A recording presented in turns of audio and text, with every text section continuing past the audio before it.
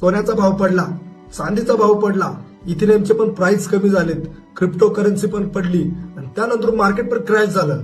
आणि नंतरून कळतं की या सगळ्या कांड मागं डोनाल्ड ट्रम्प होता. तर युएस फेडरल रिझर्व्ह म्हणजे काय? तर जसे भारतामध्ये आरबीआय आहे तसं युएस मध्ये युएस फेडरल रिझर्व्ह आहे. युएसचा सगळा पैसा, सगळी इकॉनॉमी ही युएस फेडरल रिझर्व्ह मॅनेज करत असते. डॉलरची किंमत जर घटली किंवा वाढली तर पूर्ण जगावरती त्याचा इम्पॅक्ट होतो, कारण की डॉलर जे आहे ही जागतिक करन्सी आहे. जवळपास 26 तास अगोदरच डोनाल्ड ट्रम्प यांनी सांगितलं होतं की कॅल्विन वॉक्स नावाचा माणूस हा युएस फेडरल रिझर्व्हचा नवीन चेअरमॅन बनणार आहे. कॅल्विन वॉक्स जो आहे ना हा टॅक्स वाढवण्यासाठी स्पेशलिस्ट माणूस आहे. त्याने त्याच्या कारकिर्दीमध्ये खूप साऱ्या गोष्टींवरती टॅक्स वाढवलेला होता, ज्यामुळे युएस डॉलर जो आहे हा अजून जास्त मजबूत होईल असं मानण्यात येत होतं. आता इंटरेस्ट वाढणार होता, टॅक्स वाढणार होते, तर लोकांनी आपला पैसा चांदी सोन्यात काढून प्रॉपर्टी, शेअर्स, बॉन्ड्स आणि एफडी मध्ये अडकवणं चालू केलं, ज्यामुळे सोन्या चांदीचा भाव अचानकपणे घसरू लागला आणि कंटिन्युअसली घसरत आहे. आता जेव्हा ही न्यूज मार्केटमध्ये आली, अचानक शेअर मार्केट जे घसरायला लागलं, पूर्ण जे रिटेल शॉपवाले जे होते ते आपलं सोनं चांदी विकायला काढू लागले,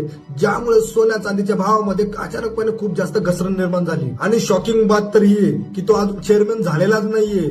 विचार करा, तो चेअरमॅन झाल्यानंतरून सोन्या चांदीचा भाव अजून किती घसरणार आहे. तुम्हाला काय वाटतं की सोन्या चांदीचा भाव घसरणार की वाढणार? तुमचं प्रेडिक्शन काय म्हणतं ना ते कमेंट बॉक्समध्ये मला नक्की सांगा. असलेच व्हिडिओ बघण्यासाठी आपल्या पेजला फॉलो करून घ्या.